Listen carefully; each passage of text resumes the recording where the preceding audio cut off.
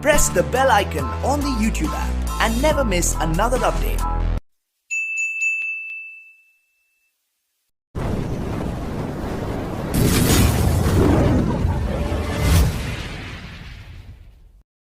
Very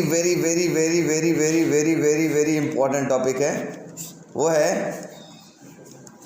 relation between E and V, electric field and potential. इसको एक बहुत famous नाम से जानते हैं और इसको हम एक बहुत फेमस नाम से जानते हैं, इसको बोलते हैं पोटेंशियल ग्रेडियंट। ठीक है, इसको क्या नाम जानते हैं? Potential gradient. बहुत ज़्यादा इम्पॉर्टेंट है, सिर्फ यही चैप्टर में नहीं यूज़ होगा, इसके बाद वाले चैप्टर, बहुत सारे चैप्टर्स में यूज़ होगा, इसके बाद वाले में भी यूज़ होगा, फिर सेमीकंडक्टर पढ़ेंगे तो वहाँ यूज़ होगा, इस चैप्टर में तो धुआंधार यूज़ होगा। तो पहले कहानी में आपको बता देता हूँ ग्रेडियंट वर्ड कब यूज़ होता है। ठीक है, तो दो वर्ड यूज़ होता था क्लास 11th में, एक वर्ड का नाम था ग्रेडियंट और दूसरा वर्ड का नाम था मोमेंट ऑफ। जब किसी फिजिकल क्वांटिटी को डिस्टेंस या डिस्प्लेसमेंट से डिवाइड करते हैं तो उसका नाम आता है ग्रेडियंट। ठीक है, और जब किसी फिजिकल क्वांटिटी को डिस्टेंस या डिस्प्लेसमेंट से मल्टीप्लाई करते हैं तब इसका नाम आता है मोमेंट ऑफ। ठीक है, मोमेंट ऑफ कब नाम आएगा? जब डिस्टेंस या डिस्प्लेसमेंट से मल्टीप्लाई करेंगे, और अगर डिवाइड करेंगे तो क्या आएगा? ग्रेडियंट। जैसे नाम है पोटेंशियल ग्रेडियंट, इसका मतलब क्या होगा? समझ में आ गया? ऊपर होगा पोटेंशियल, उसको किससे डिवाइड किया होगा? डिस्टेंस से कहीं ना कहीं डिवाइड किया गया होगा, इसी वजह से इसको बोलेंगे पोटेंशियल ग्रेडियंट। अब थोड़ा सा समझने का प्रयास करिएगा, क्योंकि इंपॉर्टेंट डेरिवेशन इंपॉर्टेंट नहीं है लेकिन टॉपिक इंपॉर्टेंट है। इसका फॉर्मूला बहुत इंपॉर्टेंट, भयंकर यूज होगा। ठीक है, मैं आपको समझाता हूँ। सपोज करो आपके पास एक क्यू चार्ज यहाँ पर है, अब कोई दूसरा क्यू नॉट चार्ज आ रहा है, कितना कितना डिस्टेंस चल रहा है? वो क्यू नॉट एक बार में मान लेते हैं ये छोटा सा डिस्टेंस, ये यहाँ से यहाँ तक dx डिस्टेंस चल रहा है या dr डिस्टेंस चल रहा है, क्या मान लेते हैं? dr डिस्टेंस चल रहा है। तो वर्क डन कैसा करेगा? देखो, अब मैं आपको कहानी बताया था, इलेक्ट्रोस्टैटिक फोर्स इधर की ओर लगेगा और चार्ज इसके अपोजिट आ रहा है। ठीक है, तो एंगल कितना हो जाएगा? 180 डिग्री। सिंपल सी बात है, दोनों एक दूसरे का अपोजिट है। तो ठीक है, या आप ऐसे भी लिख सकते हैं या आप ऐसे भी लिख सकते हैं। वर्क डन कैसा करेगा? dw इक्वल टू माइनस का f इंटू dr लिख सकते हैं क्या? माइनस क्यों लिखे? जिस डायरेक्शन में चार्ज आ रहा है उसके अपोजिट डायरेक्शन में इलेक्ट्रोस्टैटिक फोर्स लग रहा है। ठीक है, कोई तकलीफ होगा तो बता देना बच्चों, बहुत ईजी है। और हम लोग जानते हैं चूँकि हमें इलेक्ट्रिक फील्ड भी चाहिए तो E वाला फॉर्मूला यूज़ कर लेते हैं। E is equal to F by Q not लिख सकते हैं क्या? तो dw इक्वल टू माइनस का f की जगह क्या होगा? जल्दी बोलो, E क्यू नॉट। ठीक है, E Q not into dr लिख सकते हैं। तो अब इसको ऐसे भी लिख सकते हैं, छोटा चार्ज इधर से मान लो आ रहा है तो E into D Q not लिख सकते हैं क्या? चलो, अब क्या होगा? इसको इसके नीचे भेज देते हैं। भेजेंगे तो क्या मिलेगा? थोड़ा सा ध्यान देना, dw by D Q equal to minus का E इंटू dr लिख सकते हैं क्या? और हम लोगों ने भी पीछे फिर से पढ़ा है, इलेक्ट्रिक पोटेंशियल का फॉर्मूला था, शायद आपको याद होगा, V is equal to W by Q not. याद आ रहा है क्या कुछ? W by Q not. तो हम इसको ऐसे भी लिख सकते हैं क्या? dw by D Q not equal to dv लिख सकते हैं। तो ये आपके पास क्या कहलाएगा? dv is equal to minus का E इंटू dr। आपके पास ये फॉर्मूला मिल जाएगा क्या? E इज इक्वल टू, इस dr को इसके नीचे भेज दो, माइनस का dv बाई dr। ठीक है, ऐसे मतलब ये पोटेंशियल को किससे डिवाइड किया गया? डिस्टेंस से डिवाइड किया गया, इसी वजह से इसको क्या बोला जाता है? पोटेंशियल ग्रेडियंट बोला जाता है। ठीक है, बहुत जगहों पर हम इसको ये भी लिखेंगे, कोई गड़बड़ नहीं है। दोनों तरफ अगर मॉड ले लेते हैं इसके, माइनस का dv बाई dr, अगर मॉड ले लेते हैं तो मॉड से बाहर निकलता है तो इसकी वैल्यू कैसी आ जाती है? पॉजिटिव हो जाती है। तो हम इसको ऐसे लिख सकते हैं, E is equal to dv by dr भी लिख सकते हैं। याद आपको होगा या नहीं होगा? चैप्टर नंबर 1 में मैंने आपको एक कहानी बताया था कि इलेक्ट्रिक फील्ड इंटेंसिटी का ऐसा यूनिट हमने आपको बताया था, शायद आपको याद होगा। E इज इक्वल टू एक था F/Q0। इससे आपने जो इसकी यूनिट निकाली थी, क्या आई थी आपके पास? क्या आई थी, जल्दी बोलो। हाँ, वेरी गुड, न्यूटन पर कूलम। अरे यार क्या होगा, रुक जाओ। ठीक है, ये आया था न्यूटन पर कूलम आया था। लेकिन अभी हमने पढ़ा E is equal to dV/dr होता है, होता ना। तो उस समय हमने बताया था कि सेकंड चैप्टर में हम पढ़ेंगे इसका एक और यूनिट। तो वोल्ट इसका क्या होगा? इसका होगा वोल्ट, और dr का क्या होगा? मीटर। मतलब इसकी एक और यूनिट हो जाएगी आपके पास, क्या? वोल्ट पर मीटर। तो इलेक्ट्रिक फील्ड इंटेंसिटी की दो यूनिट होती है, एक न्यूटन पर कूलम और एक वोल्ट पर मीटर। तो कंफ्यूज होने की बात नहीं है। वोल्ट पर मीटर कहाँ से आया? यहाँ से आया। समझ में आया? चलो, तो ये नोट कर लो, छोटा सा डेरिवेशन है। डेरिवेशन इंपॉर्टेंट नहीं है, बस ये फॉर्मूला बहुत इंपॉर्टेंट है पोटेंशियल ग्रेडियंट का। ठीक है, फटाफट नोट कर बच्चों। नेक्स्ट हेडिंग है electric potential due to a spherical shell, due to a spherical shell। थोड़ा समझने का प्रयास करिएगा, समझ में आएगा तो बहुत अच्छी बात है, और नहीं आएगा तो बहुत ख़राब बात है। ठीक है, मैं 3 लाइन ड्रॉ कर लेता हूँ। Line number 1, line number 2 and line number 3। ये तो बेईमानी हुई, एक को ज़्यादा क्यों मिला है? इधर आओ भाई। ठीक है, line number 1, line number 2 and line number 3। मैं 3 स्फेयर भी लेता हूँ, ध्यान से देखना, हंसो मार दें दांत टूट जाएगा तुम लोग का। ठीक है, वाइट कलर का स्फेयर ले लेता हूँ ऐसे। एक स्फेयर यहाँ भी, एक स्फेयर यहाँ भी, और एक स्फेयर यहाँ भी। ठीक है, 3 स्फेयर।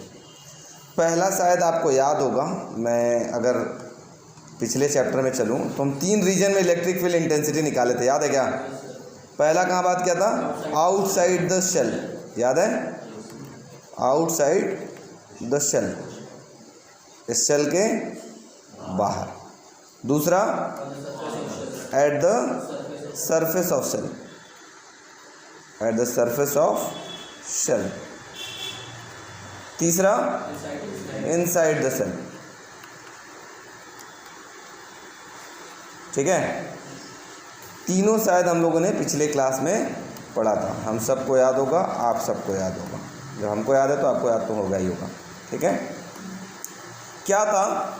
ये जो शेल था, इसके सरफेस पर क्या था बच्चों? आपके पास याद होगा, चार्ज था। याद आ रहा है? ऐसे। ठीक है, इसी को कॉपी कर लेते हैं, ज़्यादा मेहनत नहीं करना पड़ेगा। इसे को डिलीट करते हैं, बार बार हमको चार्ज करना पड़ेगा इसको। ठीक है, यहाँ पे भी आ गया, एक और बुलाते हैं, यहाँ पे भी आ गया। ठीक, याद आ रहा कुछ? पहला हम लोग को निकालना था आउटसाइड द स्फेरिकल शेल, इस स्फेरिकल शेल के बाहर। ठीक है, मतलब आपके पास कुछ इस जगहों पर आपको बात किया था ऐसे।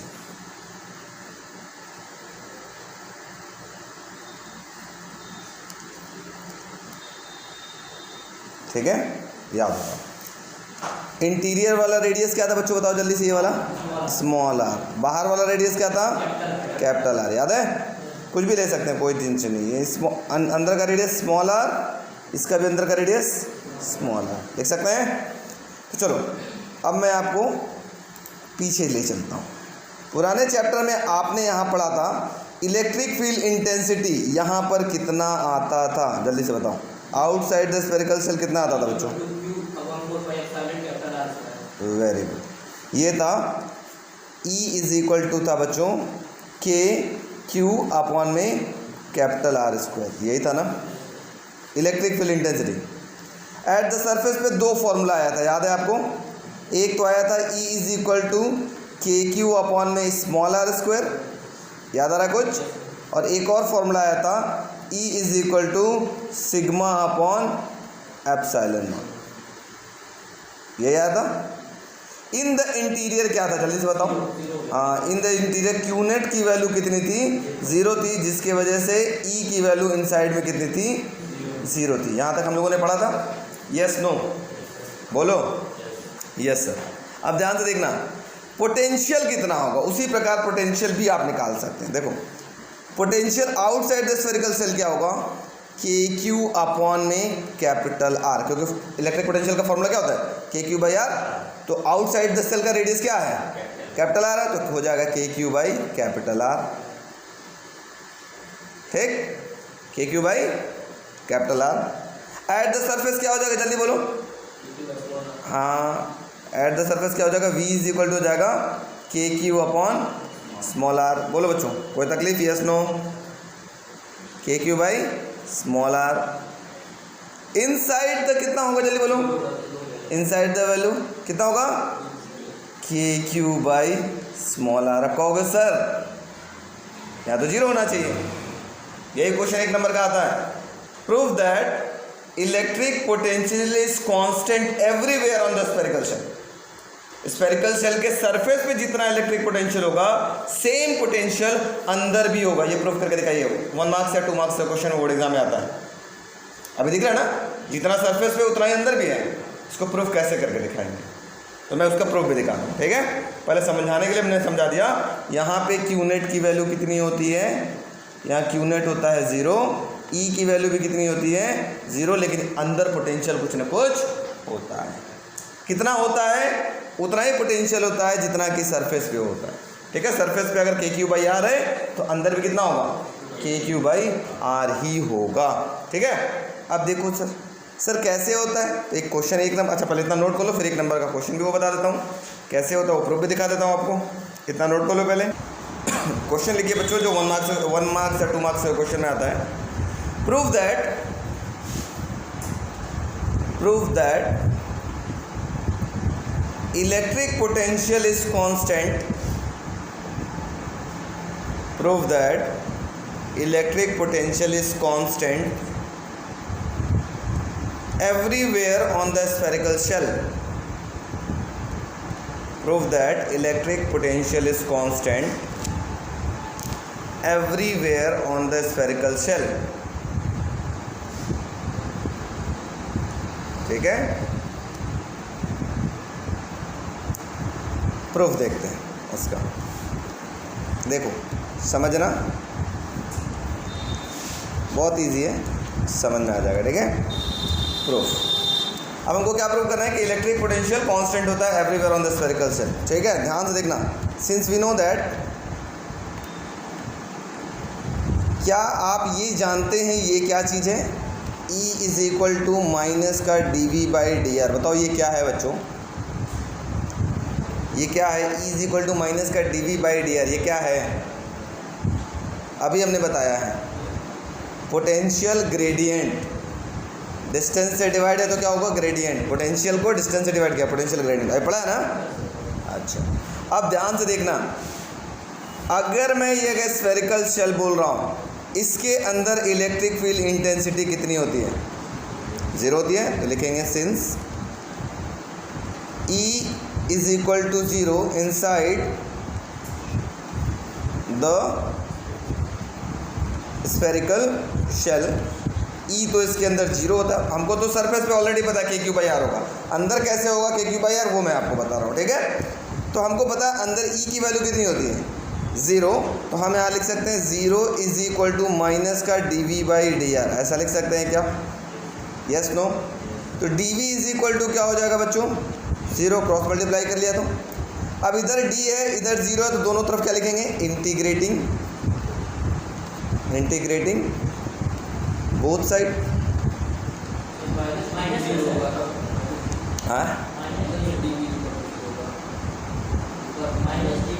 हाँ माइनस, अरे यार minus D V equal to 0, तो डी वी बराबर क्या होगा, 0 बाई -1 इक्वल टू क्या होगा, 0, वही होगा ना, ठीक है।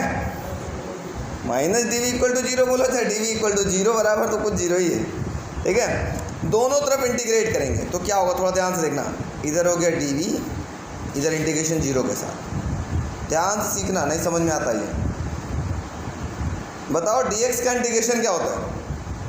x, dt का इंटीग्रेशन t, dp का इंटीग्रेशन p, dv का इंटीग्रेशन v, 0 का इंटीग्रेशन 0 प्लस क्या जुड़ता है? कांस्टेंट जुड़ता है ना, तो v इज इक्वल टू क्या हो गया? कांस्टेंट। इसका मतलब जितना v की वैल्यू फिक्स्ड है, जितना सरफेस पे हो गई उतना ही कहाँ होगा? अंदर होगा। मतलब v रिमेन्स कांस्टेंट, v की वैल्यू चेंज नहीं होती। बात समझ में आ गई? ये 2 नंबर का क्वेश्चन में आपके पास एग्जाम में आता है, फटाफट नोट कर लो। नेक्स्ट हेडिंग लिखिएगा बच्चों, behaviour of a conductor, behaviour of a conductor placed in uniform electric field, uniform electric field.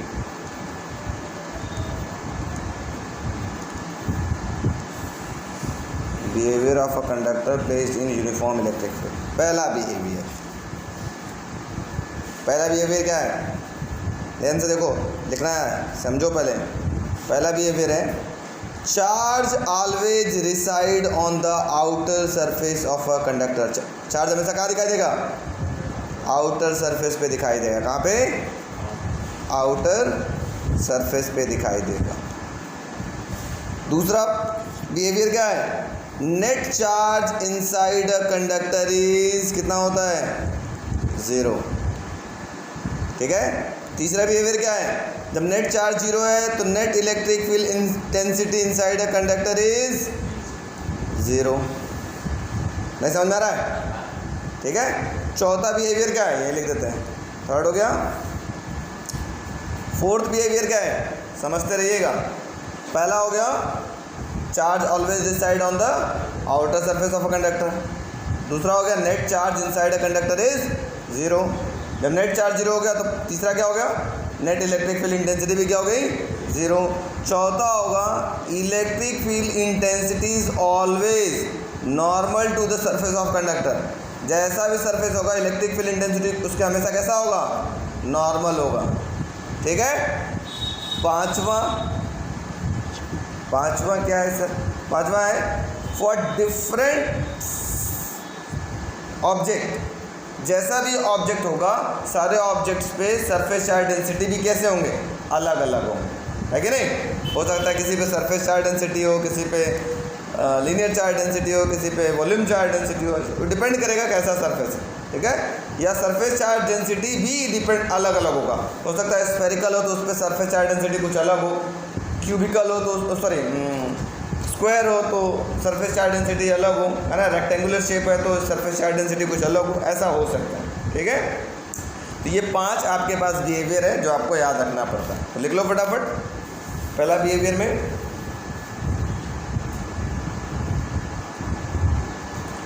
Charge always resides on the outer surface of a conductor. Charge always resides on the outer surface of a conductor.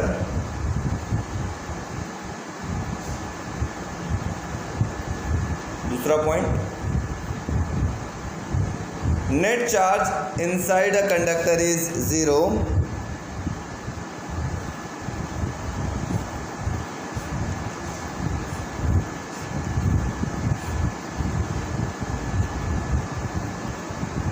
ठीक है। Net charge inside a conductor is 0। ऐसे ऐसे figure बनाते चलना, जैसे जैसे जगह छोड़े थोड़ा थोड़ा जगह छोड़ देना बनाने के लिए। ठीक है। Third point, net electric field intensity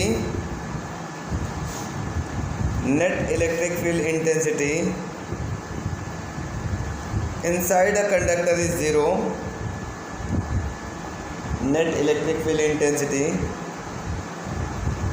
inside a conductor is 0.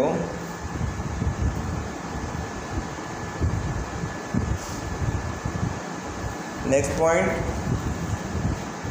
electric field intensity electric field intensity is always normal to the surface of conductor, is always normal to the surface of conductor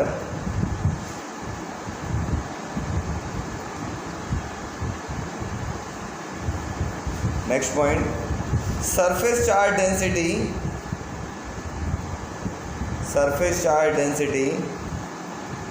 may be different for different surfaces. Surface charge densities may be different for different surfaces. Electrostatic shielding. Shield मतलब क्या समझते हो तुम लोग? Shield कर देना मतलब जैसे होता था ना अभी कुछ दिन कोरोना में कुछ पर्टिकुलर एरिया को सील कर दिया गया, प्रोटेक्ट किया गया ना। किससे प्रोटेक्ट किया गया? कोई दूसरा लोग उससे इन्फेक्ट ना हो। तो इलेक्ट्रोस्टैटिक शील्डिंग का मतलब क्या होता है? एक पर्टिकुलर, ध्यान से सुनो, एक पर्टिकुलर रीजन और स्पेस को हम लोग बचाया जाए एक्सटर्नल इलेक्ट्रिक फील्ड से। सर समझ में नहीं आया? मतलब जैसे मैं आपको एक एग्जांपल हमने बताया था, याद होगा, कार वाला। एक कार है, बहुत सिंपल सा फंडा है, एक कार है, याद आ रहा क्या कुछ एग्जांपल? तो कार बहुत अच्छा बनाते हैं, हवाई जहाज इससे अच्छा बनाते हैं, ठीक है? ये कार है, इस कार के अंदर एक इंसान बैठा हुआ है, ठीक? इस पर मान लो हॉर्न लगी हुई है, ठीक है, समझो, ठीक? और यहाँ पे दो भाई बादल साहब हैं, ऐसे से आपस में टकराने के बाद क्या हुई? लाइटनिंग हुई, और ये लाइटनिंग कहाँ पे गिरा? कार पे गिर गया। तो कहाँ पे रहेगा चार्ज? जो चार्ज है कहाँ रुक जाएगा? आउटर सरफेस पे रुक जाएगा, ऐसे कार के ऊपर। हाँ, पूरे बॉडी पर रहेगा, कार के ऊपर नहीं रहेगा, कार की पूरी बॉडी पर।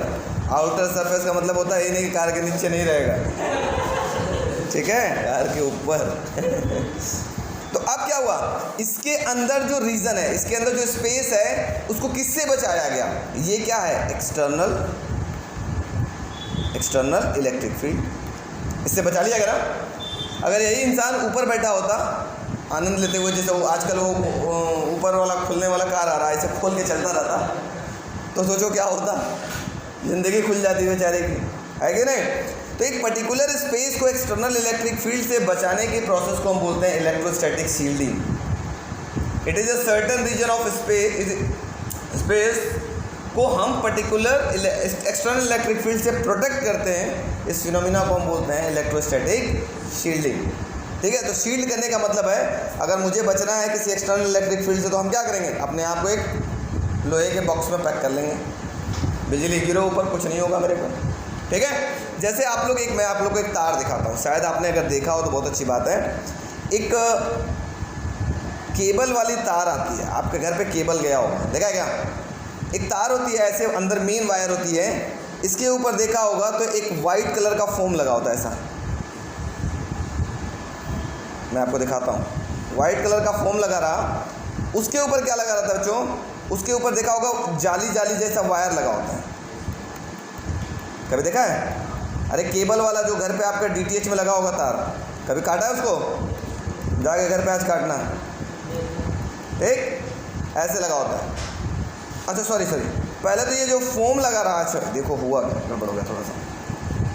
सबसे पहले मेन वायर होता है ये, ठीक है, येलो वाला, उसके ऊपर फोम लगा रहा, वाइट कलर का फोम जैसा लगा होता है, कभी देखा होगा तो।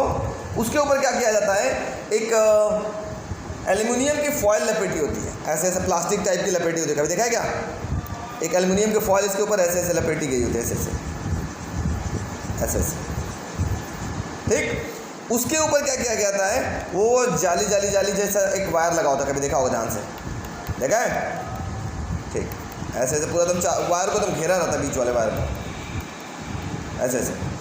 इसके ऊपर वाइट कलर का या फिर ब्लैक कलर का कवर लगा होता है, प्लास्टिक लगा होता है, जो आपको ऊपर से दिखाई देता है। DTH में आपका आया होगा ना घर पे, या तो वाइट होगा या ब्लैक होगा या रेड होगा, जो भी कलर का हो, ठीक है। ऐसे बहुत सारे कलर आते हैं, जैसे देखो यहाँ पर लगा हुआ दिखा रहा है ना, वाइट कलर के ऊपर। अब क्या होता है, मेन सिग्नल जाती कहाँ, मेन सिग्नल ये येलो वाले वायर में जाती है, ठीक है। अब जब बिजली चमकती है, मान लो बिजली का दिन आ रहा है, मतलब बिजली का दिन तो नहीं होता, वो बरसात का दिन आ रहा है, ठीक है। और जब बिजली चमकती है, लाइटनिंग होती है, इसके ऊपर भी तो लाइटनिंग गिरती होगी, तो कहाँ रुक जाता है, ये एज अ हॉलो कंडक्टर की तरह से बिहेव कराने लगता है। चार्ज आउटर सरफेस पे रुक जाता है, in the interior net charge zero हो जाता है, नेट इलेक्ट्रिक फील्ड जीरो हो जाता है, जिसके वजह से ये जो मेन वायर में जो सिग्नल जा रही थी वो डिस्टर्ब नहीं होता। इसी वजह से जब DTH वगैरह पे आप लोग देखते हो, टीवी वगैरह, बिजली कितना भी चमके खड़खड़ाता नहीं है। पहले ज़माने में हम लोग इस तरीके का एंटीना यूज़ करते थे, अगर याद हो आप, पापा मम्मी दादा दादी लोग यूज़ किए होंगे ऐसा एंटीना, देखा होगा आप लोगों ने भी, देखा था एल्युमिनियम का ऐसा एंटीना आता था। वो जब बिजली चमकती थी तो धड़ जितना तेज बिजली चमकती थी उतना तेज टीवी में खड़खड़ा आता था। अगर आप लोग को याद हो तो ठीक है, हम लोग तो देखे हैं, बचपन हम लोग का ऐसे ही गुजरा है, ठीक है। बिजली चमकती तो ये सिग्नल डिस्टर्ब होता था, और डिस्टर्ब होता था तो टीवी में रास्ता आता था, वो ये खड़खड़ाहट ज़्यादा आता था। या रेडियो बजाते हुए देखते ना, बिजली चमकता था तो इसमें भी आवाज़ आता फड़ा। इसका मतलब वो एक एक्सटर्नल इलेक्ट्रिक फील्ड से बचा नहीं है, फील्ड कहीं ना कहीं उस पर काम कर रहा है। लेकिन DTH में ऐसा नहीं होता, बिजली चमके धड़ाम धुड़म बोले लेकिन टीवी एकदम साफ आता है। कहीं देखता है कभी वैसा आता है, बहुत नहीं, जिसका घटिया क्वालिटी का तार होगा उसी में आता होगा, ठीक है। जिसके में अगर आता भी होगा तो घटिया क्वालिटी का वायर होगा, उसमें आता होगा। क्यों? क्योंकि एक हॉलो खोखला चैम्बर की तरह से बिहेव कर रहा है, और जो भी लाइटनिंग होती है उसके वजह से चार्ज होता है वो आउटर सरफेस पर रह जाता है। In the interior net charge zero होने की वजह से नेट इलेक्ट्रिक फील्ड जीरो होता है और ये बच जाता है, ठीक है। अभी हमने आपको पढ़ाते समय एक एरोप्लेन वाला भी केस दिखाया था, याद है। एक एरोप्लेन पे लाइटनिंग होती है और कोई नहीं मरता यात्री, फिर एरोप्लेन अपना उड़ते रहता है, कोई दिक्कत नहीं है ना। लाइटनिंग हो रही है, इसका मतलब चार्ज कहाँ रह गया, आउटर सरफेस पे, in the interior net charge zero हो गया, इलेक्ट्रिक मतलब बचा लिया गया ना इंटीरियर रीजन को। इसी वजह से हम इसी फिनोमिना को हम क्या बोलते हैं, इलेक्ट्रोस्टैटिक शील्डिंग। तो लिख लो इलेक्ट्रोस्टैटिक शील्डिंग क्या होता है। इलेक्ट्रोस्टैटिक शील्डिंग का डेफिनेशन लिख लीजिएगा, it is the phenomena of protecting a certain region of space. It is the phenomena of protecting a certain region of space from external electric field, is called electrostatic shielding. करते हम लोग capacitance. Capacitance क्या होता है, सबसे पहली बात, चलो इसको समझने के लिए हम लोग रियल वर्ल्ड के अंदर एंटर करते हैं, ठीक। मान लो आप अपने आप को कैपेसिटर, आप खुद अपने आप को क्या मान लो, कैपेसिटर।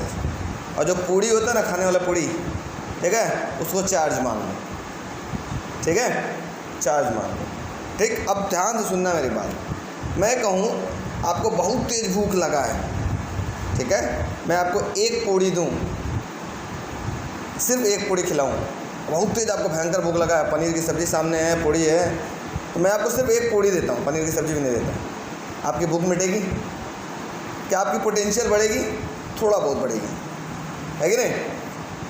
एक और पूड़ी देता हूँ, थोड़ा और बढ़ेगा, पोटेंशियल बढ़ा, थोड़ा ताकत आ रही है। एक और पूड़ी दे रहा हूँ, थोड़ा और ताकत आएगा। एक और पूड़ी दे रहा हूँ, थोड़ा और ताकत आएगा। मतलब जितना पूड़ी खाते जाओगे उतनी पोटेंशियल बढ़ती जाएगी। तो कैपेसिटेंस भी बहुत इसी तरीके का कोई चीज़ है। कैपेसिटेंस क्या होता है? ये एक डिवाइस है जो किस चार्ज को अपने अंदर स्टोर करता है, और जितना चार्ज स्टोर करेगा उतनी उसकी पोटेंशियल क्या होगी, बढ़ती चली जाएगी, ठीक है। तो what is capacitance? What is capacitor क्या होता है? कैपेसिटर होता है the ability to store a charge is known as capacitance. और जो डिवाइस इसको स्टोर करता है उस डिवाइस को क्या बोलते हैं? कैपेसिटर, ठीक है, जिसको आप जनरल भाषा में कंडेंसर बोलते हो क्या? कंडेंसर नाम सुना है ना, उसको फिजिक्स में कैपेसिटर बोलते हैं, ठीक। थोड़ी सी कैपेसिटर या capacitance the ability to store charge. अच्छा, जब चार्ज को वो स्टोर कर रहा है तो मैंने आपको बताया था, जैसे आपने पूड़ी को अपने अंदर स्टोर किया तो आपका क्या बढ़ा? पोटेंशियल बढ़ा। वैसे ही कैपेसिटेंस के अंदर भी क्या होगा, जितना चार्ज वो अंदर स्टोर करेगा उतना उसकी पोटेंशियल क्या होगी, बढ़ेगी। मतलब डायरेक्टली प्रोपोर्शनल। थोड़ा सा चार्ज लिया, थोड़ा सा पोटेंशियल बढ़ा, थोड़ा और चार्ज हुआ, थोड़ा सा और पोटेंशियल बढ़ा। कभी कैपेसिटेंस देखा आपने, कैपेसिटर देखा है? मैंने आपको दिखाया था, लाइव दिखाया था कैपेसिटर क्या होता है। ठीक है, अभी भी दिखा देता हूँ कैपेसिटर क्या होता है, कंडेंसर क्या होता है। ये देखो बहुत सारे कंडेंसर मेरे पास है, मैं अभी दिखाता हूँ सबको। वीडियो वाले बच्चों देख रहे हैं क्या हम? ये देखो, ये कंडेंसर होता है, देख रहा है? ऐसे देखो, यहाँ पे कुछ नेगेटिव टाइप का बना हुआ है। मैं आपको ना स्क्रीन शेयर कर देता हूँ डायरेक्ट यहीं से बुला करके, कैपेसिटर क्या होता है दिखाता हूँ। कंडेंसर आपको मैं दिखाता हूँ कैसे कैसे कंडेंसर होते हैं और कैपेसिटर।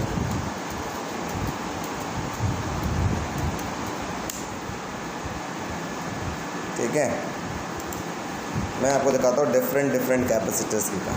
देखो देखो, दिख रहा है आपके पास? ये कैपेसिटर है, ये दिख रहा है आपके पास? ये देखो, ये कैपेसिटर्स। ऐसा कंडेंसर देखा है कि नहीं दिखा है? ये कैपेसिटर्स। आप ये भी देखो, ये भी कैपेसिटर, ये सब कैपेसिटर। ये ऐसा भी देखा होगा, इसको पीएफ बोलते हैं, पेपर कंडेंसर इसको बोलते हैं। ये जो ग्रीन कलर का दिख रहा है या ये चने की दाल जैसा दिख रहा है क्या? ये छोटा मोटा टैबलेट जैसा दिख रहा है, ये सब कंडेंसर है, सब कैपेसिटर। यहाँ जो दिख रहा है ये वेरिएबल कैपेसिटर है। वेरिएबल कैपेसिटर का मतलब क्या होता है, हम उसकी कैपेसिटी अपने मन से बढ़ा या घटा सकते हैं। रेगुलेटर टाइप का होता है, जैसे पंखा नहीं होता, पंखे के अंदर पंखे की स्पीड घटाने या बढ़ाने के लिए रेगुलेटर लगा होता है, उसको क्या बोलते हो? वेरिएबल रेजिस्टेंस बोलते हैं। जैसे जैसे आप बढ़ाते हो या घटाते हो तो पंखे की स्पीड उसी हिसाब से बढ़ती या घटती है, रेजिस्टेंस उसी हिसाब से चेंज होता है ना? वैसे ही ये वेरिएबल कैपेसिटर होता है। जब मन करे चाहे आप यूज़ कर सकते हो, जितना माइक्रोफैराड का यूज़ करना चाहो यूज़ कर सकते हो। ये सब कैपेसिटर। देखो पंखे के अंदर ये लगा होता है, देखो देखा क्या ऐसे? सीलिंग फैन में देखा होगा ना लगा होता होगा, या आपके टेबल फैन में भी ऐसा लगा होता है। ये सब कैपेसिटर है, सब कैपेसिटर है। दिख रहा है यहाँ पर? देखो ये सब कैपेसिटर है, देख रहे हो? अलग अलग तरीके के कैपेसिटर है, हाईली पावरफुल कैपेसिटर ये सब है। आपके घर पे अगर पंखा ख़राब होता होगा तो समझ लो उसके अंदर, या पंखे की स्पीड स्लो पड़ रही है तो तुरंत आपको समझ जाना उसके अंदर क्या गड़बड़ है, क्या हाँ कंडेंसर गड़बड़ है। आप तुरंत क्या करते हो, मार्केट से कंडेंसर खरीद के लाते हो, तुरंत बदल देते हो, पंखे की स्पीड फिर से बढ़ जाती है ना? या तो फिर क्या काम करते हो, मिस्त्री को बुलाते हो, आइए सर थोड़ा सा देखिए पंखा कहाँ धीरे धीरे चल रहा है। तो कहेगा भैया बहुत खर्चा है इसमें, इतना लगेगा उतना लगेगा, हम पंखा भिजवा दीजिए मेरे पास। तमाम तरह का खर्च बताएगा, पहले घर पे ही चेक कर लो। ठीक है, अच्छा। तो जैसे ही ये आप मैंने आपको बताया कि ये क्या करेगा, ये कैपेसिटर चार्ज को स्टोर करेगा। चार्ज को स्टोर करने के साथ उसकी पोटेंशियल को क्या करता है, बढ़ाएगा। अब जैसे ही इक्वल टू का साइन लगाएंगे प्रोपोर्शन का हटा के, तो एक कांस्टेंट आता है। इसी कांस्टेंट को हम क्या बोलते हैं, कैपेसिटेंस। तो क्या बोलते हैं, कैपेसिटेंस। इसकी एसआई यूनिट क्या होती है, इसकी जो एसआई यूनिट होती है वो होती है फैराड, FARAD। फैराड नहीं, क्या चीज़, फैराड। ठीक है। जनरली ये आप जब कैपेसिटर देखेंगे उसका सिंबल ऐसे होगा, सर्किट में बनाया जाता है। दो इक्वल लाइन होंगे ऐसे ऐसे, ठीक है, ऐसे दो बराबर लाइन होंगे। ऐसे मत बना देना, एक बड़ा एक छोटा। ये क्या होगा, ये सेल होता है, ये कैपेसिटर नहीं होता। ठीक है। तीसरी कहानी, जनरली ये जो कैपेसिटर पाया जाता है वो माइक्रोन फैराड में होता है या पीको फैराड में होता है। सर ये माइक्रोन फैराड और पीको फैराड क्या है, थोड़ा समझा देते तो बड़ा अच्छा होता। तो मैं दिखाता हूँ आपको इसमें, देखो ऊपर की कंडेंसर में आपको दिखाता हूँ। देखो यहाँ लिखा हुआ क्या, 4700 μF। का मतलब माइक्रोन फैराड। यहाँ देखो ये दिख रहा होगा, ये देखो 3.3 μF लिखा है ना। म्यू का मतलब माइक्रोन फैराड। सब में अलग अलग वैल्यू होती है। देखो ये 1200 माइक्रोन फैराड, ये 470 माइक्रोन फैराड। दिख रहा है क्या आप लोग को, दिख रहा है ना। ये कैपेसिटेंस, अलग अलग कैपेसिटर का अलग अलग वैल्यू होती है, वो कितना स्टोर कर सकता है। ठीक है, बात समझ में आ गई। तो what is capacitor, the ability to store charge is known as capacitance. और जो डिवाइस इसको स्टोर करता है उसको क्या बोलते हैं, कैपेसिटर। ये दो टाइप के होते हैं। अभी आगे हम लोग टाइप्स भी पढ़ेंगे कि कैसे कैसे होते हैं, ठीक। अब इसी में छोटी सी बात आती है आप लोग को कि सर आपको अपनी भूख बढ़ानी है, ठीक है। मैं अभी थोड़ी देर बाद बात करूँगा। जैसे मैं चाहता हूँ, आप सिंपल सी बात एक कॉन्सेप्ट समझा देता हूँ कि मान लो तुम जनरली घर पे पूड़ी बनता है तो आप 4 पूड़ी खाते हो, मान लो। लेकिन किसी फ्रेंड ने आपको चैलेंज कर दिया कि नहीं आप हमको 10 पूड़ी खा के दिखाओगे तो तुमको 10 लाख रुपए देंगे, ठीक है। तो तुम 10 खा लोगे कि नहीं, या कह देगा कि 20 खा के दिखाओ तो तुमको हम 10 लाख रुपए देंगे। ट्राई तो करोगे। कैसे ट्राई करोगे? कुछ हो सकता है दवा खा लो, भूख लगने वाला दवा खा लिया तो जहाँ 4 पूड़ी खाते थे वहाँ 40 पूड़ी खा गए, पता ही नहीं चला, है कि नहीं? ऐसा होता ना। तो यही काम अभी हम लोग कैपेसिटर में भी करेंगे। बिना कैपेसिटर की साइज़ बढ़ाए उसकी हम कैपेसिटेंस बढ़ा सकते हैं, चार्ज स्टोर करने की क्षमता हम लोग बढ़ा सकते हैं। अब थोड़ी देर बाद हम लोग पढ़ेंगे कैसे बढ़ा सकते हैं, ठीक है। तो कैपेसिटर दिखा, कैपेसिटर क्या होता है? चार्ज को स्टोर करेगा, चार्ज को स्टोर करके क्या करेगा? पोटेंशियल को बढ़ाएगा। पंखे में लगा होता है, पंखे में कंडेंसर कमज़ोर पड़ जाता है, मतलब थोड़ा ख़राब हो जाता है, कमज़ोर पड़ जाता है जिसको हम बोलते हैं, तो पंखे की स्पीड स्लो हो जाती है। मतलब पंखे को उतना पोटेंशियल नहीं मिल पा रहा है जिसकी वजह से पंखे अपने फुल स्पीड से चल सके। इसी वजह से क्या किया जाता है, अच्छा तुरंत कंडेंसर बदल जाता है। कंडेंसर बदले तो क्या हुआ, वो चार्ज को खूब थोड़ा अपने अंदर स्टोर करेगा, स्टोर करके पोटेंशियल इसको खूब बढ़िया सा देगा, खूब अच्छे से स्पीड से ये पंखा क्या करता है, चलने लगता है। अब कंडेंसर का जैसे ये देखो, ये कंडेंसर आपको दिख रहा है, मैं आपको दिखाता हूँ। ये कंडेंसर मान लो आपको दिख रहा है ना, इसके 2 वायर हैं। दोनों वायर को उठाओ और इलेक्ट्रिसिटी में प्लग कर दो, फिर तुरंत निकालो, दोनों को छुओ, बड़ा मज़ा आएगा, है ना। क्योंकि चार्ज स्टोर कर मारेगा ताड़ से, गिर जाओगे ज़मीन पे, समझ लो। इसी वजह से जो इलेक्ट्रीशियन होते हैं, टीवी बनाते हैं या इलेक्ट्रॉनिक सर्किट्स बनाते हैं, घर पे अपने रिपेयर करते हैं, सबसे पहले वो कंडेंसर देते हैं। कंडेंसर है क्या भाई? हाँ। तो उसको दोनों टर्मिनल को क्या करते हैं, शॉर्ट करा देते हैं, पेचकस से या किसी चीज़ से शॉर्ट करा देते हैं। तौड़ से शॉर्ट हो जाएगा, मतलब वो डिस्चार्ज हो गया, उसके बाद वो रिपेयर करना स्टार्ट कर, है ना। नहीं तो वो चार्ज रहेगा, तुरंत आप छुओगे मारे आराम से, अच्छा खासा चोट, मतलब शॉक लगेगा। जैसे आप लोग वो देखे होगे, एक पेन आता है वो ऐसे दबाने वाला, देखा है क्या? एक वो च्युइंगम आता है ऐसे खींचने वाला, शॉक लगता है, देखा ना। तो सबके अंदर कंडेंसर लगा होता है, ठीक है। ये बेसिक कंपोनेंट है इलेक्ट्रॉनिक डिवाइस की, बहुत बेसिक। ये सबसे ज़्यादा यूज़ होता है, लगभग हर सर्किट में यूज़ होता है, ठीक है। और भी मैं आपको कंडेंसर दिखाना चाहता हूँ। मोबाइल के अंदर कंडेंसर कैसा होता है, मैं उसका भी आपको रंग रूप दिखा दूँ। जब आप देखना ही चाहते हैं तो मोबाइल कैपेसिटर दिखा देता हूँ। मोबाइल के अंदर कैसे कैपेसिटर्स लगे होते हैं, देखो ऐसा लगा होता है, ब्राउन कलर का होगा मोबाइल के अंदर, दिख रहा है आपके पास? ये मोबाइल के अंदर होता है ऐसे कैपेसिटर्स, देखो ये। कहोगे सर ये तो मोबाइल में बड़ा ऐसा नहीं लगाया जाता, ऐसा नहीं लगाया जाता, ऐसे ही कैपेसिटर्स मोबाइल के अंदर लगाए गए होते हैं। तो मोबाइल कंपोनेंट खोलोगे ना तो दिखाई देगा, कहोगे अरे सर तुम पहचान लेते हैं, हमको तो आता है, आप सिखा दिए, ठीक है। ऐसा ही कैपेसिटर होता है, इस ऐसा ही देखने में रेजिस्टेंस भी होगा। मोबाइल के अंदर रेजिस्टेंस दिखा दो कैसा होता है, ऐसा ही होगा।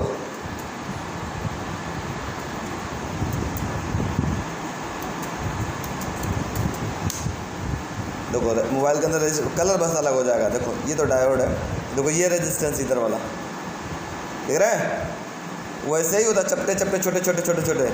उसके अंदर डायोड भी दिखाते हैं कैसा होता है, मैं आपको दिखा देता हूँ। देखो ये डायोड होते हैं। डायोड में क्या होता है, एक तरफ वाइट कलर का ऐसा एक पट्टी टाइप का बना हुआ दिख रहा है आपके पास, यहाँ पे दिख रहा है ऐसा वाइट कलर का एक पट्टी लाइन बना हुआ है। ये लाइन बना, तुरंत समझ जाओगे ये डायोड है सर। अभी आगे सब पढ़ोगे धीरे धीरे तो सब दिखाते रहेंगे, कोई टेंशन नहीं लेना। जैसे देखो यहाँ पे देखो ये ऐसे पट्टी टाइप का बना ना वाइट कलर का, बड़ा सा कोई होता तो तुमको दिखा देते ना बढ़िया सा, तो कोई इसी को जूम कर लेते हैं। देखो दिख रहा है आप ऐसे ऐसे लाइन वाइट कलर का, यही आपके पास ये डायोड होगा। और ये अगर नहीं हो तो रेजिस्टेंस की तरह हो जाता है, ये रेजिस्टेंस हो जाता है। देखो रेजिस्टेंस में क्या होता है,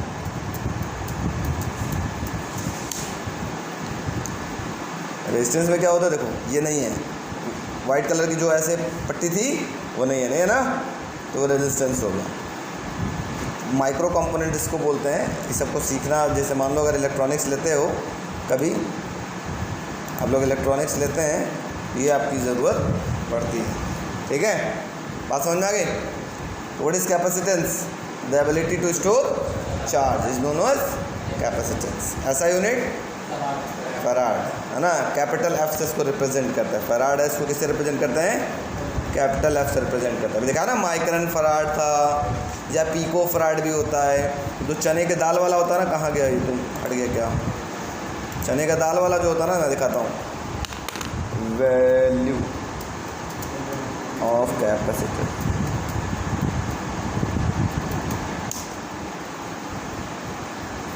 दिखाता हूँ।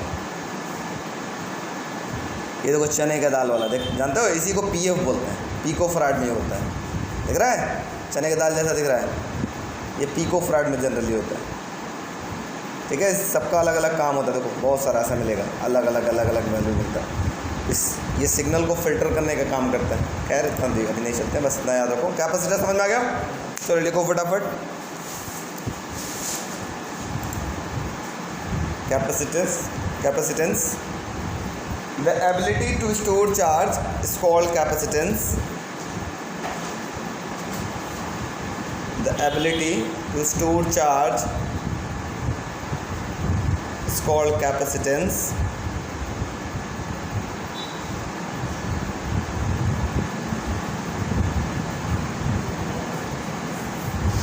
वो ऊपर से ये लिख लेना, ये पूरा चीज़, और ये नोट में ये पॉइंट लिख लेना।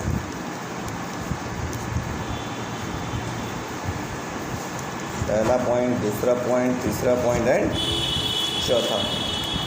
चारों पॉइंट नोट में लिख लीजिएगा।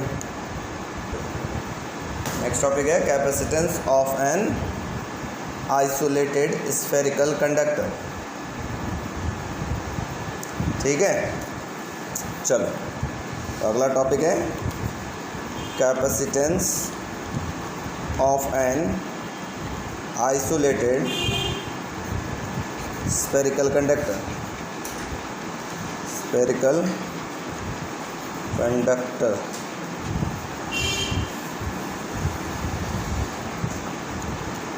ठीक, समझने का प्रयास। बच्चों आप लोग बताओ मुझे जल्दी से, ये अगर स्फेरिकल कंडक्टर है, इसका रेडियस स्मॉल r है, तो ये कितना इस पे पोटेंशियल होगा, चाहे इसके अंदर या इसके सरफेस पे पोटेंशियल कितना होगा? जल्दी बताओ। कल हमने बताया था स्फेरिकल कंडक्टर के सरफेस पे या अंदर कितना पोटेंशियल होगा, याद है किसी को? KQ upon small r। मैंने कल प्रूफ भी कराया था, बताया था, वेरी इंपॉर्टेंट है ना। तो since we know that V is equal to KQ by small r लिख सकते हैं। और अभी पढ़ा है अगेन, हम लोगों ने देखा है Q इज इक्वल टू क्या होता है बच्चों? CV होता है कि नहीं? C0 भी लिख सकते हो। C0 क्या बोल रहे हो सर, C0 क्यों लिख रहे हैं? C भी लिख सकते हो, कोई टेंशन नहीं है। अगर ये दो, अभी हम लोग थोड़ी देर बाद पढ़ेंगे, इसके जस्ट बाद टॉपिक है। कैपेसिटर के अंदर दो प्लेट्स होते हैं, ठीक है, दो प्लेट्स होते हैं। अगर इनके बीच में एयर एज ए मीडियम है तो इसका कैपेसिटेंस हो जाएगा C0, क्योंकि एयर होता है तो हम लोग नॉट से रिप्रेजेंट करते हैं। एयर के बजाय अगर इसके अंदर कोई डाइलेक्ट्रिक डाल दिया गया या कोई कंडक्टिंग स्लैब डाल दिया गया तो उसको हम लोग C से रिप्रेजेंट करते हैं, ठीक है।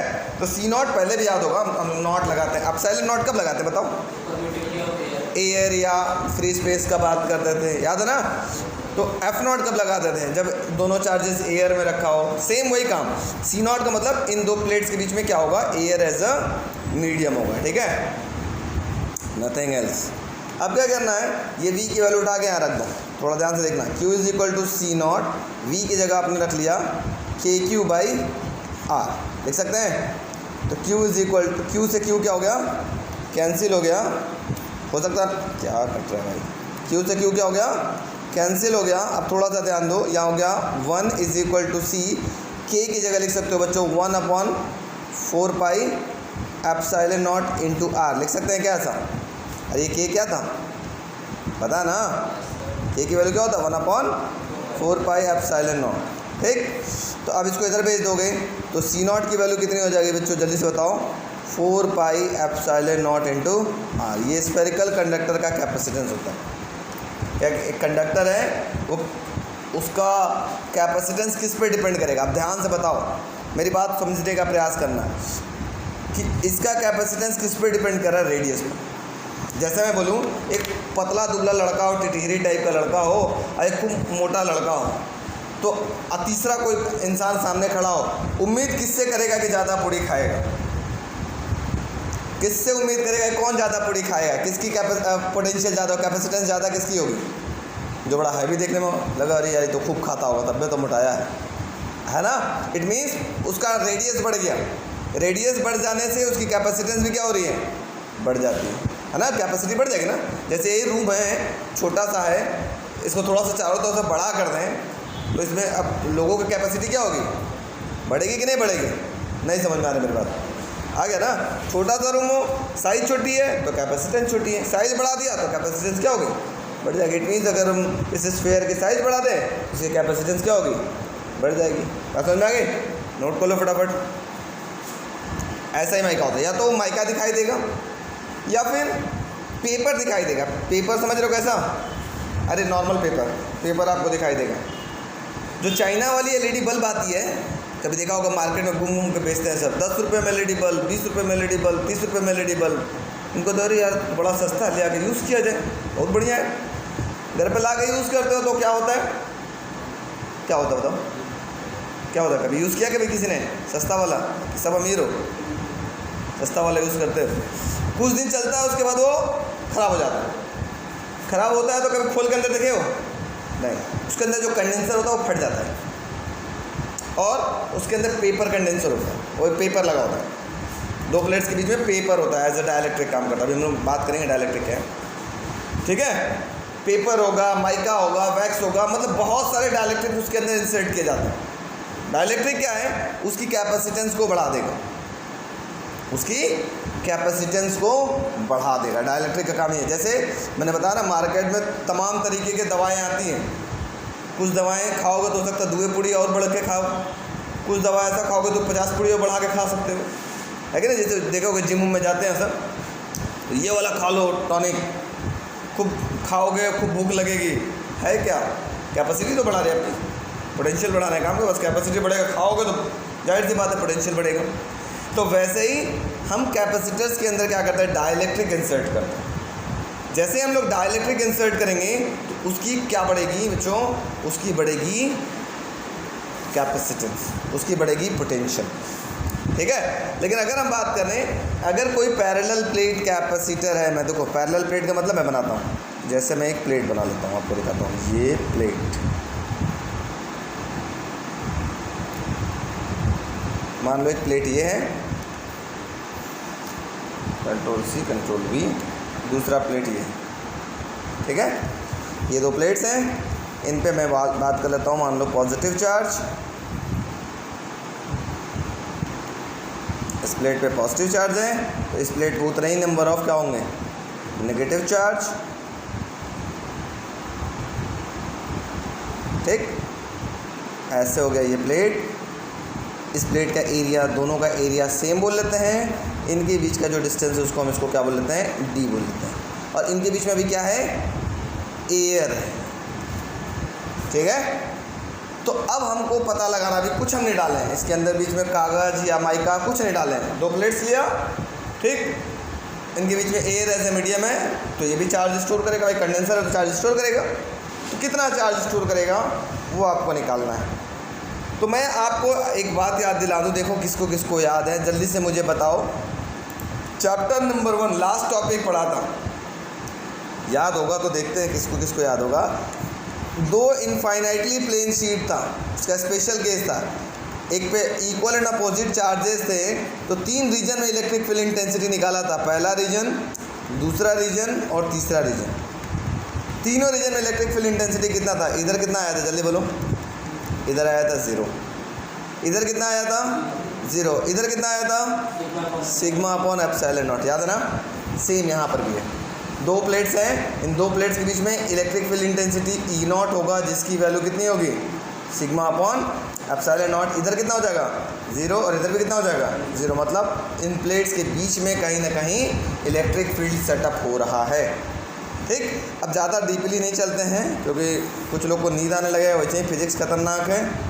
बात करते हैं मुद्दे की। ठीक, ध्यान से सुनो।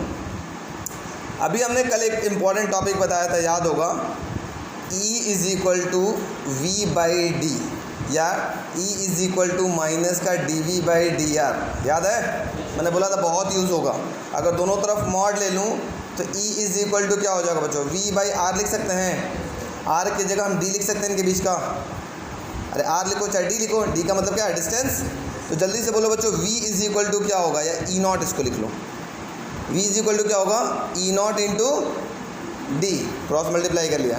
ठीक, V इज़ इक्वल टू, इन प्लेट्स के बीच में इलेक्ट्रिक फील्ड इंटेंसिटी कितना है, जल्दी से बोलो। E नॉट की वैल्यू कितना है, sigma upon epsilon not into D। लिख सकते हैं क्या, यहाँ पे ब्रैकेट में आप लोग चाहो तो रीजन लिख लेना। E नॉट इक्वल टू होता है सिग्मा अपॉन एप्सिलॉन नॉट। बोलो बच्चों, वीडियो वालों कोई तकलीफ, यस नो, दिक्कत तो बोल देना कोई भी।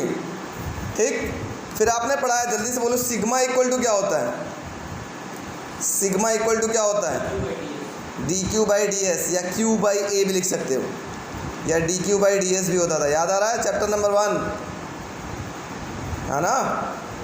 तो इस सिग्मा की जगह आप क्या लिखोगे बच्चों, क्यू बाई ए। तो V इज़ इक्वल टू हो गया Q बाई ए, और नीचे क्या हो गया, एप्सिलॉन नॉट इंटू डी। लिख सकते हैं इसको, क्वेश्चन नंबर 1 बोला। कोई तकलीफ, यस नो, नो सर। अब हम लोग जानते हैं, since we know that Q is equal to क्या होता है बच्चों, C नॉट इंटू वी। होता है कि नहीं होता है, अभी पढ़ा है। तो बस V की वैल्यू उठा के रख दो, कैपेसिटेंस का फॉर्मूला मिल जाएगा। ये हो गया C नॉट, V की जगह क्या होगा, क्यू डी अपॉन में ए एप्सिलॉन नॉट। Q से Q क्या हो गया, कैंसिल। फॉर्मूला क्या दिखाई दिया, देखो कैपेसिटेंस का, कैपेसिटेंस का फॉर्मूला हो गया C not is equal to हो गया बच्चों A epsilon not by D. ये हो गया कैपेसिटेंस का फॉर्मूला। अगर इन प्लेट्स के बीच में एयर एज ए मीडियम है, ये इतना इंपॉर्टेंट डेरिवेशन है, ये आएगा तभी 5 नंबर वाला डेरिवेशन आपको समझ में आएगा। मैं फिर से बता रहा हूँ, सबसे पहले आपको पता है V इज़ इक्वल टू क्या होता है, E इंटू डी। लिख सकते हैं, E नॉट की जगह रिप्लेस किया है सिग्मा अपॉन एप्सिलॉन नॉट, फिर सिग्मा को रिप्लेस किया गया Q बाई ए, फिर Q is equal to C V होता है, V की जगह पुट करके हमने सॉल्व कर लिया। बहुत सिंपल है, 4 स्टेप क्वेश्चन है। पहले क्या निकालना है, पोटेंशियल, फिर दूसरे स्टेप में E नॉट को रिप्लेस करना है, तीसरे स्टेप में सिग्मा को रिप्लेस करना है, चौथे स्टेप में V की जगह पुट करना है, ये V की जगह ये पुट करना है। 4 स्टेप का क्वेश्चन है ये, मतलब डेरिवेशन है। पहले V is equal to E D, फिर E को रिप्लेस करना है क्या, सिग्मा अपॉन एप्सिलॉन नॉट, फिर सिग्मा को क्या रिप्लेस करना है, Q बाई ए, फिर V की जगह आपको ये पूरी की पूरी वैल्यू रिप्लेस कर देंगे। बात समझ में आ गई। ये बहुत इंपॉर्टेंट डेरिवेशन है, very very very very very important. चलिए नोट कर लीजिए। यहीं पे आपके पास फॉर्मूला आ गया, मैं यहीं से आपसे पूछ दूँ, थोड़ा आप लोग बताओ, इसका कैपेसिटेंस बढ़ाना है तो आपको क्या क्या करना पड़ेगा। या तो एरिया ऑफ प्लेट बढ़ा दो, प्लेट बड़ा कर दो, तो भी कैपेसिटेंस क्या होगी, बढ़ जाएगी। या डी का मतलब होता है इनके बीच का डिस्टेंस को क्या करें, कम कर दें। डिस्टेंस को कम कर दोगे तो भी कैपेसिटेंस क्या होगा, बढ़ जाएगा। तो कैपेसिटेंस बढ़ाने का 2 तरीका भी, या तो एरिया ऑफ प्लेट बढ़ा दिया जाए, या उनके बीच का डिस्टेंस को क्या कर दिया जाए, कम कर दिया। प्लेट्स के बीच का डिस्टेंस को कम कर देंगे तो भी कैपेसिटेंस क्या होगा, बढ़ जाएगा। ठीक है, नोट कर लो, वेरी इंपॉर्टेंट।